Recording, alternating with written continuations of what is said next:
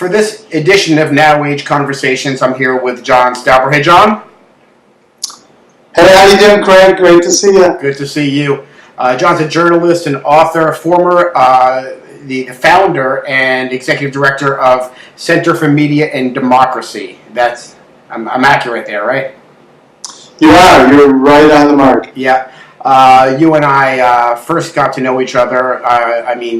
Quote unquote, know each other. We did an interview probably about 10 years ago. You had a book out about mad cow disease, and I think that was the interview we did back then. Yeah, I just was Googling around and bumped into that. It was 2005. The book was Mad Cow USA. And, I think since I left the Center for Media and Democracy, very few people in the United States are even paying attention to that issue. The U.S. basically swept under the rug by stopping its testing. That's one way to solve a problem. Stop looking at it. Yeah. Little choppiness on your end, but I guess we'll just deal with it as far as the video. Right, the Wi-Fi where I am is terrible. Yeah, I get it. And I thought it was bad here. But, so a little bit of what was the Center for Media and Democracy, in case people don't know, because the other thing I learned about from your group was about ALEC, American Legislative Exchange Council. And, you pretty much broke that story, didn't you? Well, I didn't, but my replacement as executive director, Lisa Graves, who runs the Center for Media and Democracy now, did break the ALEC story. When I was at Center for Media and Democracy, I founded that organization in 1993, and I left it in 2009. We hired Lisa Graves as my replacement. We did a little bit of reporting on ALEC, but in 2011, Lisa was handed just a trove of information from an ALEC insider. And since then, ALEC has really been the focus of a very successful campaign to try to expose it, get organizations that are in it to stop participating with it. But ALEC itself is basically a brilliant right-wing corporate effort to write legislation favoring corporations at the state level and getting laws established that are essentially written by friendly legislators who are members of the American Legislative Exchange Council. But talking about ALEC isn't my forte, but I would say that the center is thriving under Lisa Graves. Its mission has really shifted quite a bit. When I started the center, it was to investigate and report on hidden propaganda, the efforts of corporations and government and the wealthy to manage and manipulate perception and behavior, on behalf of the nuclear industry, the pesticide industry. And the first book that I wrote, Toxic Sludge is Good for You, with my co-author Sheldon Rampton, came out in 1995 and is still my favorite because it exposed how propaganda works within democracies. That was our mission. That was what drove me to start the center. After I left, it became much more of a typical liberal, progressive think tank. And, think tanks in the U.S., I say they're nonpartisan. Very, very few are nonpartisan. Most are aligned either with the Democratic Party or the Republican Party. And Center for Media and Democracy is very much aligned with liberal democratic politics. Of course, we're doing this interview in 2016, and all good Republicans and the neoconservative movement and the Bush family and oligarch after oligarch and pundit like George Will are all in for Hillary this year, or at least all out and not supporting Trump after his amazing takeover of the party. Yeah, I definitely want to get into that. the election. That's really the topic du jour. And I say, one for the record books and one for the psychiatric institutions. I mean, it's more you talk about the propaganda, and I've been posting just on Twitter that, the Kool-Aid gets stronger every 4 years, and it must be particularly tasty this year. Well, yeah, it really does. In 2013, I wrote a piece for Counterpunch, which is all over the web, and I retweet it on occasion. A sort of a long essay describing how the Democratic Party funders, people like George Soros and others, and big foundations like the Tides Foundation, really took over what we know of or call the progressive movement.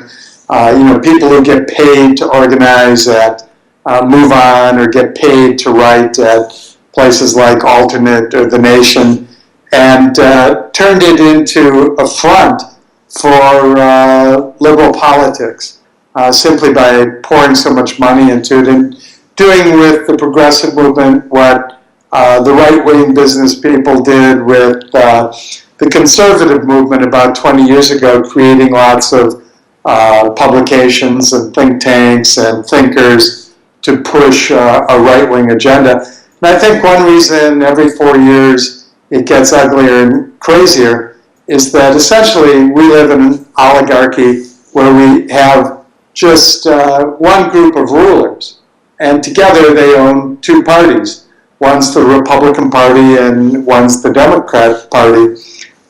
This year, there was a bit of a populist revolution in the Republican Party, and this wacko narcissist billionaire by the name of Donald Trump is their candidate for president. And, he's really scary to Wall Street because he's unpredictable.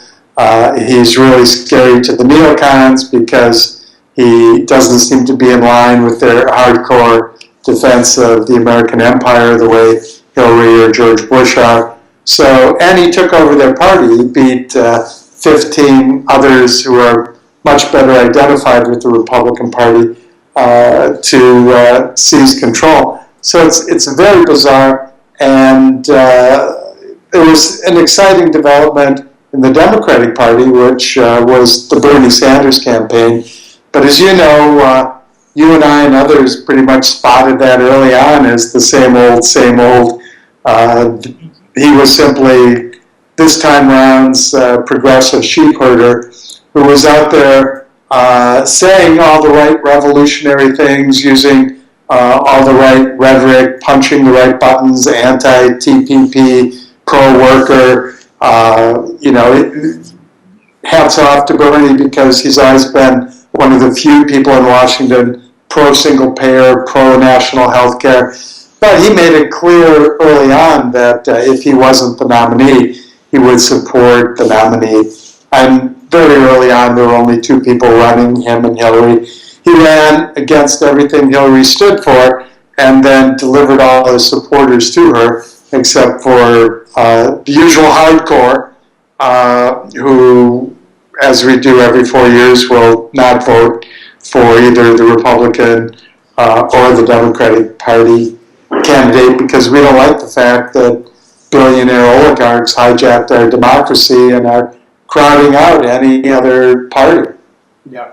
Well, it's interesting about the Bernie Sanders phenomenon and following it, and I just think it's ripe for a Broadway show at this point, or some sort of perverse opera. Now we're up to the tragedy of Bernie, and the tragedy was on display when he gave his convention speech and didn't walk out and take his followers and delegates with him. Which he should have done and joined Jill Stein out on the street and created a movement.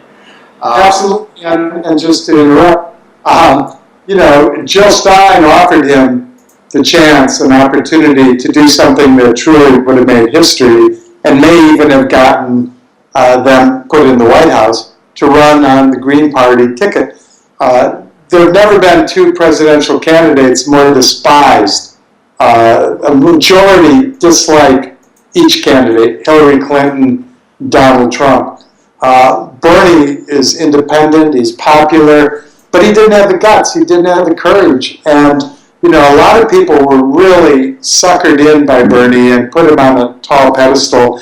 And Bernie at his best deserved to be on that pedestal. The problem is, you knew, I knew, most people I think who are really objective knew Bernie would always deliver his followers to Hillary. So Bernie at his best was a bit of a fraud, because Bernie at his best would have joined with Jill Stein, and for the first time in his long lifetime or ours, created a legitimate third party. And he would have been in the debates. He would have been such an incredible historic moment.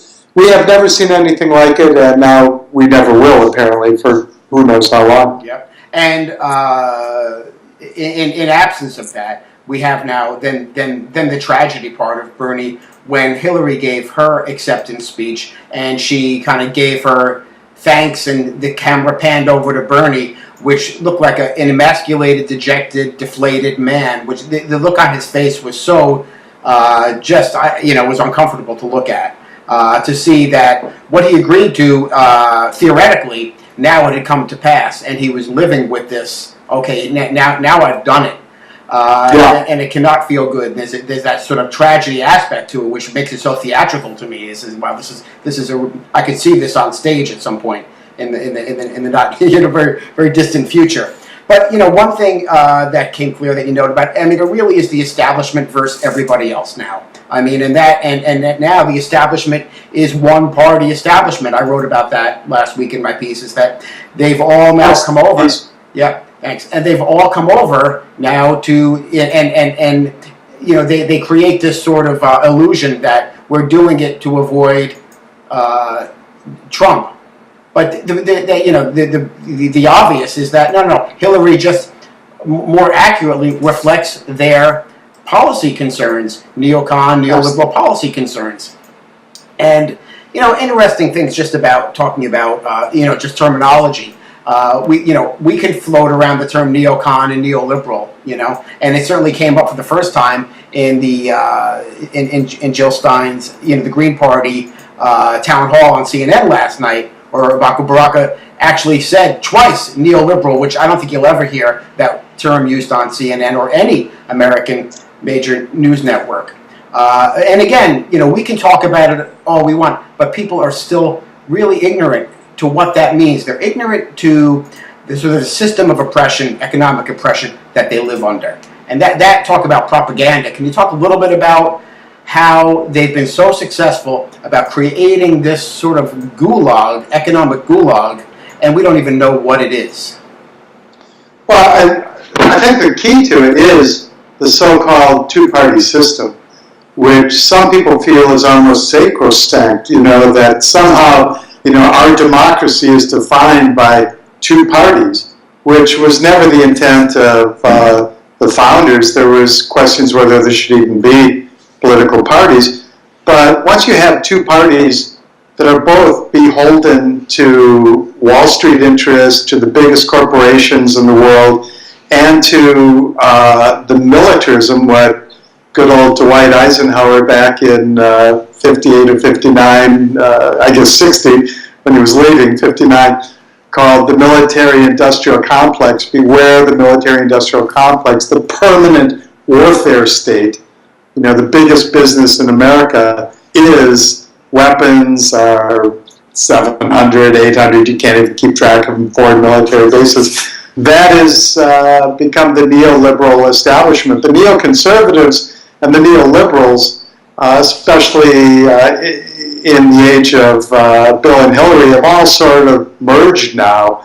And to me, people do understand what neoliberalism is, because most people are suffering under it. And if you say, hey, we live in a system where what you think or I think gets ignored, it isn't reflected in the media, money talks, and both parties just serve the rich and the corporate rich who are getting richer and richer, and we're getting screwed, and this system is now being imposed globally, and it benefits the 500 biggest corporations. People just nod all along to that. whether they vote Republican or Green or Democrat, there's a real understanding of how we're getting screwed.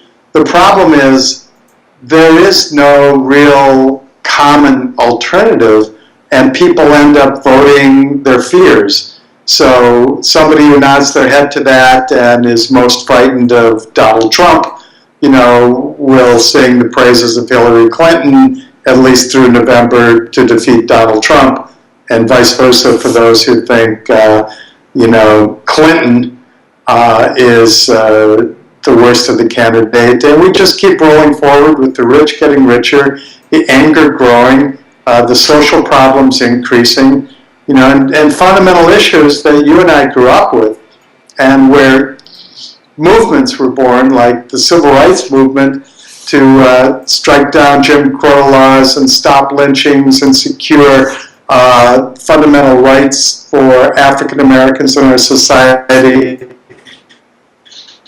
Half a century later, here we are with a society that's probably as racially divided as ever, and racism still used by candidates like Trump to win elections. So I think it's a very frustrating time, and politically there doesn't seem to be a good choice for most people, so they don't vote.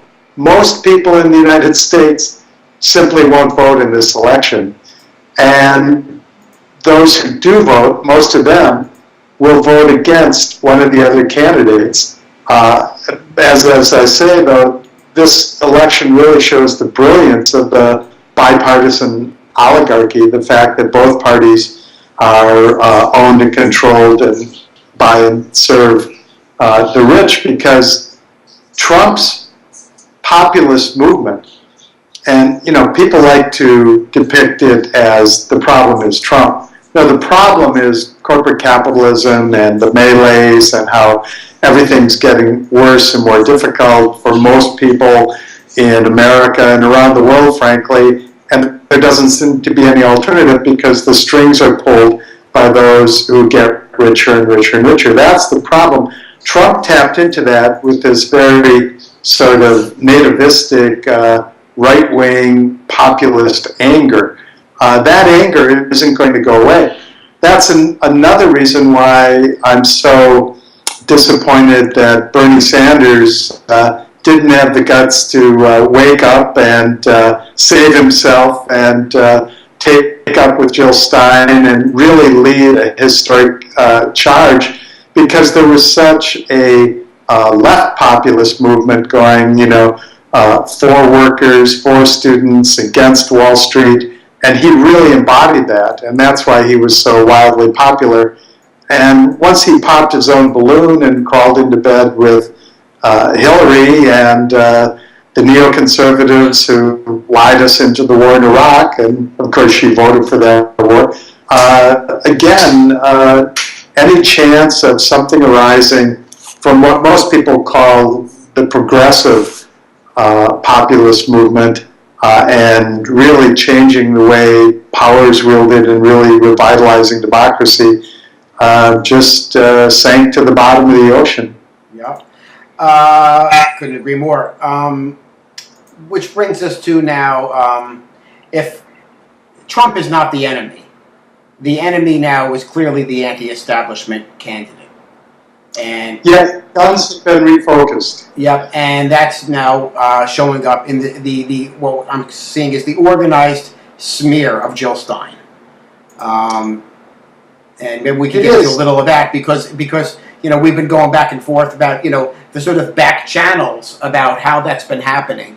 And I think it's important now that we kind of bring that out to the surface so people kind of see that when 3 or 4 people on the same day come up to me and say, oh, Jill Stein, she's just a professional politician, or Jill Stein doesn't believe in science, that this isn't just sort of just objective journalism that they're being educated with and enlightened by, but it's an organized campaign. And now, because you and I have seen emails about how that campaign gets organized, can you explain a little bit more, talk about propaganda and how people get used in this matter? Mm-hmm. Well, of course, the Democratic Party pretty much ignored the Green Party until 2000, when Ralph Nader was the candidate of the Green Party. And then they sort of laughed at him until the last 3 or 4 months of the campaign, when it was clear that Nader was really a force to be reckoned with. He could come to a city like Portland and there'd be 12,000 people dropping money in a bucket to hear the brilliance of Ralph Nader. And after the Democrats lost that election, the story became, and it's a false story, that somehow Ralph Nader and the Green Party stole, from Al Gore, the election of 2000, and that resulted in all evil things that have happened since. It was after that election that this group of Democratic Party billionaires and millionaires called the Democracy Alliance decided they had to really pour money into solidifying progressives and their organizations like Move On behind the Democratic Party. And that's been a dynamic that has built, and now we're, a decade and a half down the road, and every 4 years when there's a presidential election, once the Democratic nominee is determined, these forces have to turn on the Green Party and demonize it and try to drive down its vote. So, the progressives in groups like Move On and others communicate through listservs. One is called Game Changers. And you have scores of people who are from progressive organizations, paid organizers for groups and publications we're all familiar with, who communicate on these closed listservs. Well, when you have that many people talking on email lists, things leak out. And Robert Nyman, who's with an organization called Just Foreign Policy, and who I guess is also been or is the president of the board of directors for Truth Out, and has these sort of typical progressive liberal left credentials, posted an email impugning Jill Stein, but saying, let's all impugn Jill Stein. Let's say she's wacko, she's promoting conspiracy theories about scientific issues, she's anti-science. Let's all do this, ramp it up. And in the age of social media, people can write blogs, people can tweet, people can just pick up those talking points and run with them. So that's what's going on now. When Nyman posted that on the Game Changers listserv, it was interesting because he got some criticism right away, not because people disagreed with it, but they don't like to see that in print or in email where it might leak out. It's almost something that's just done unconsciously. That's how the game is played. Okay, now we've got our candidate, we'll rally around her. Now, everyone remember, we've got to try to suppress the vote for the Green Party because in 2000, they cost Al Gore the election. It's numbskull thinking. It's not thinking. It's knee-jerk. And it's what you get when you have this partisanship. So here are these people who profess to be,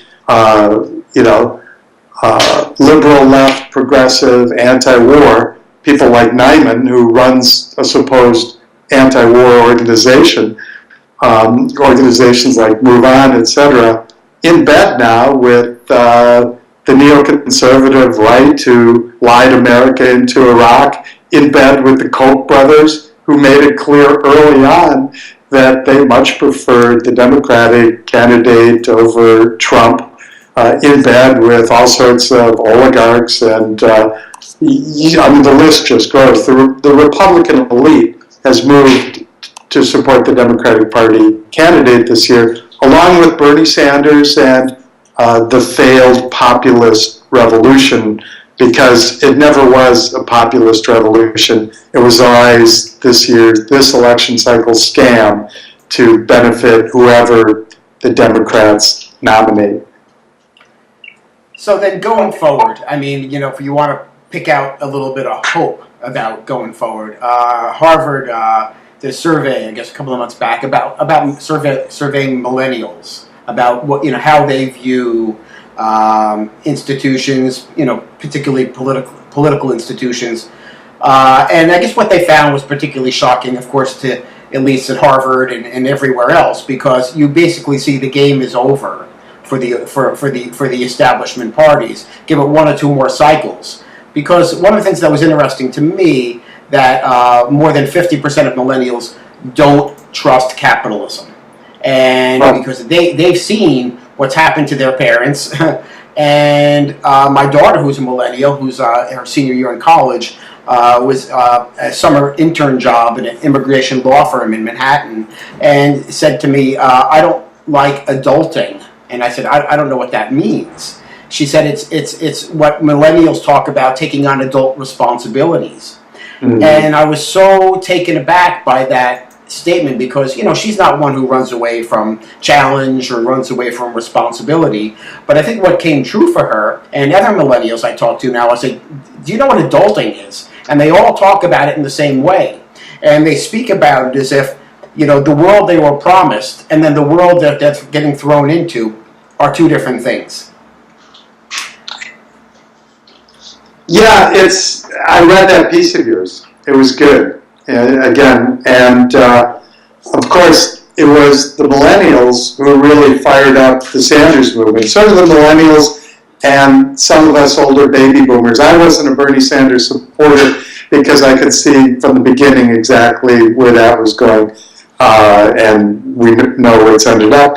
I think the problem is always, there's this alienation, dissatisfaction, this just understanding that the system has failed us, that you can't win by the rules of the game anymore, that the job security isn't there, the commitment of the companies to a new generation isn't there, that what one writer, David Corton, calls the suicide economy is the capitalist economy is eating up the natural world and giving us this massive climate change, that it's all screwed. But it's still like, what do we do? Because we have a system in the U.S. where the majority of people don't vote. They vote with their feet. They say, we're fed up with both parties. And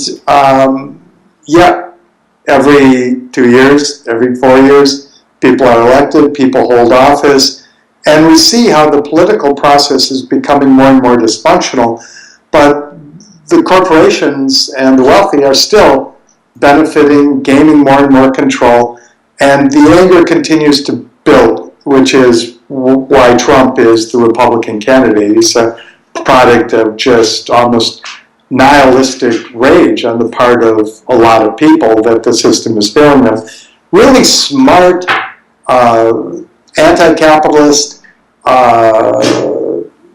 people like your daughter. I don't know your daughter, but you sort of cast her in that mold of the millennials who realize who don't care, realize capitalism isn't serving us. Where do they have to go politically? And that's one reason why these Democrats are training their guns so hard on the Green Party. It's almost like a sin. It's almost like a crime. And in fact, they turn it into a sin and crime. You know what happened in 2000? You gave us the war in Iraq. You voted for Ralph Nader, and that gave us the war in Iraq. That shaming of people who would dare not to vote for a Democrat in a year when the Democrat is running against Trump is something to see. One thing that disturbs me about the millennial generation is that as somebody who was a political activist at a very young age, and a high school anti-war civil rights organizer who only wanted to be a social change activist and followed that career path and sort of made my way, is that back in the late 60s and 70s, where we said don't trust anybody over 30, people didn't want the adults around. We wanted to lead the revolution. In fact, unfortunately, the adults were still so influenced by the Cold War and World War II and not being able to discern the difference that they simply weren't there because they were saluting the flag while they were killing 2 to 3 million civilians in Vietnam. The situation is really different now. I see among people of my generation, now that 60s generation in their 60s or 70s, and the millennials, all looking for a savior. And that was sort of what Bernie was to them. It's amazing the emotions that Bernie drove. And Sanders himself was quite honest. If you step back from your emotions and listen to what he said early on, I'll support the Democratic Party. I'm a Democrat now. I'm not going to go independent. I don't think Bernie has any love at all for the Green Party. He is solidly part of the bipartisan oligarchy. But people didn't want to hear that. And even today, I got an email from somebody my age who's a seasoned political veteran who said, hang in there. Bernie might still bolt the party and run. Well, Bernie's now a carcass nailed to a wall like a beaver pelt. Please, it really disturbs me that people search for a savior. They search for a political savior rather than seizing the moment and empowering ourselves and becoming the leaders. And of course, Bernie's out there saying, yeah, we're going to seize the moment and empower ourselves. We're going to get people who think like I do running as Democrats in the Democratic Party. Well, he's just stealing pages here from his good friend Howard Dean, who was the Bernie of 8 or 12 years ago. Yeah. And Dean created Dean for America, Democracy for America became. And these young people tried to enter the Democratic Party. They tried to run for office, and they just got eaten up and spit out because a party that's dominated by wealth will not allow people who are for democratizing wealth and power to gain control in that party. You can't win. There'll be a few people who will trickle through, some really exceptional people like Zephyr Teachout or people who live in places like Madison or Berkeley. So as encouraging as it is to see the skepticism and the attitudes of the millennial generation when it comes to issues like corporate power, democracy, they and we still have to figure out a way to unplug this beast that is the two-party oligarchy that just keeps on rolling, making everything worse, making the reactionaries who Trump tapped into more violent and stronger, and allows the Bernie Sanders and Howard Deans and Jesse Jacksons of the world to fire up a revolution and then pour cold water on it and hand it back to them.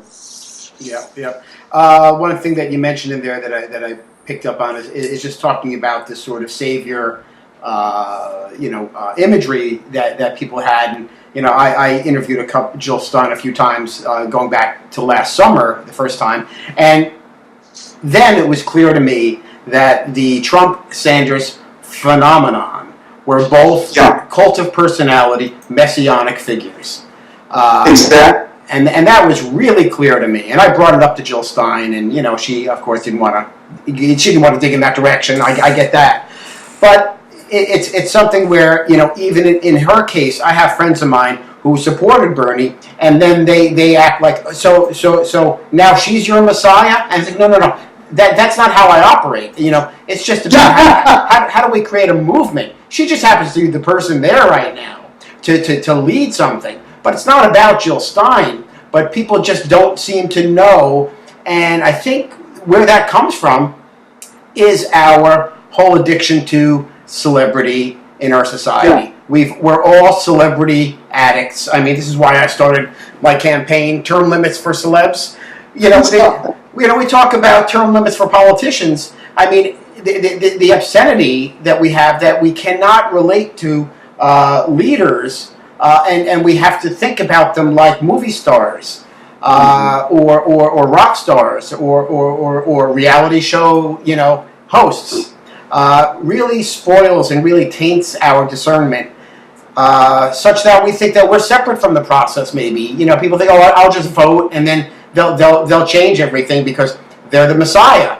And, Right. and what people don't realize is that on the grassroots level and the social movements that happen outside the political process that are going on after elections happen, and I think that the two things can't exist at the same time. Well, you can just look at Obama's election. The absolutely high point of the Obama election was the Obama election, and the first one. And it was downhill ever after. He tapped into really powerful rhetoric, similar to the Bernie Sanders rhetoric, and it was very heartening to see that the United States of America could actually elect somebody who wasn't a white, rich male as president of the United States. That was a powerful moment when Obama and his family were outside in Chicago the night of the election, on stage. You could feel good about America maybe reaching a milestone. And then it all quickly unraveled because Obama tapped into simply the same advertising and public relations and marketing that every other Democratic presidential candidate uses.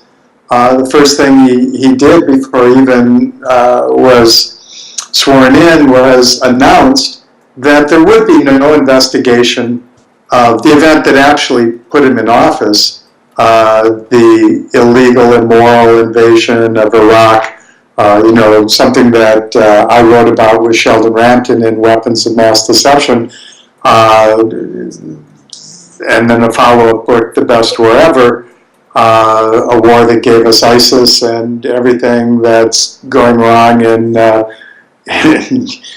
blah, blah, blah right now. What did Obama do as he's coming in? He says, no, we're not going to investigate how America was lied into this war, how the phony story of weapons of mass destruction was woven by the Bush administration, how the 9/11 attacks were quickly turned into an opportunity to attack Iraq, how the lies were spread that somehow Saddam had something to do with that event when everyone thinking knew that was not the case. No, we are simply going to move on. You can't do that. I mean, in countries like Argentina, for instance, and South Africa, they realize that when you have horrific events that destroy a society and in the case of this war, kill 1 million people for a war that had these Americans been tried in Nuremberg, they would have been found guilty of the same offenses, starting an offensive war for absolutely no reason.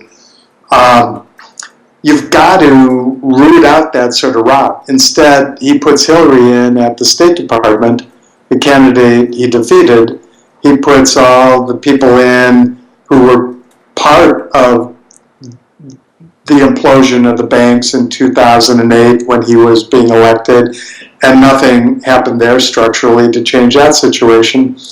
And he goes forward with a healthcare plan that enshrines the insurance industry and subsidizes them and kicks single payer off the table. I mean, it's all downhill. And yet people were saying after that, rather than looking at realistically and saying, gee, what are we going to do about this? Oh, wow, what did they do to Obama? Wow, they must have done something to him. It must really pain him to have to follow this course. Rather than realizing, no, that's American neoliberalism. That's the course you follow when you believe in the corporate system and elevating corporations and elevating the rich and promoting a foreign empire that protects and expands corporate power. That's neoliberalism, and that's who he was, who Hillary is. But instead, people go, oh, we can't criticize him, he's a black man. I'll never forget a conversation I had with a lefty friend about 2 years after Obama's first election, right? And it was pretty clear then that things were just terrible. And he was really doing a wonderful dissection of the Democratic Party. And I chimed in and I added Obama to the mix. And he said, I'm sorry, you and I are white men. We don't know what it's like to be black. I don't want to hear you criticize Obama. I'm like, what? It's insane. I mean, people get insane. They create celebrities out of politicians.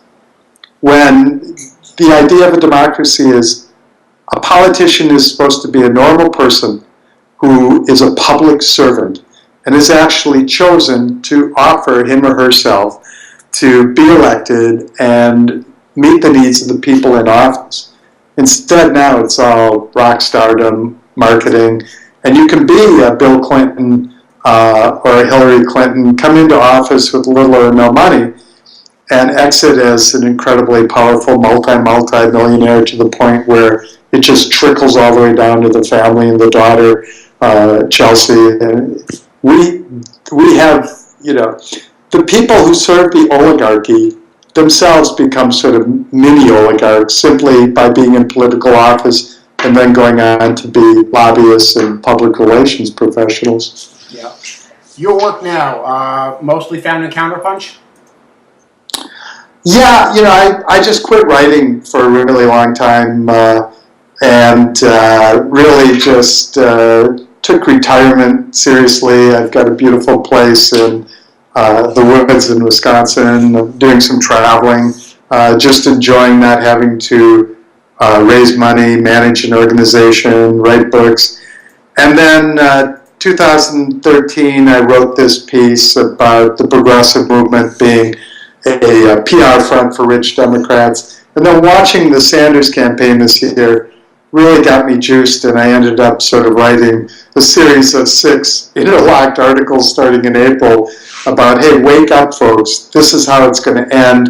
Bernie's going to sell out to Hillary. This has been a bait and switch from the beginning, and caught holy hell flack, back in April, and now people are sort of, a lot of people still slack-jawed going, what hit us? Yeah. I'm like, come on, just wake up. It's like Charlie Brown and Lucy holding that football.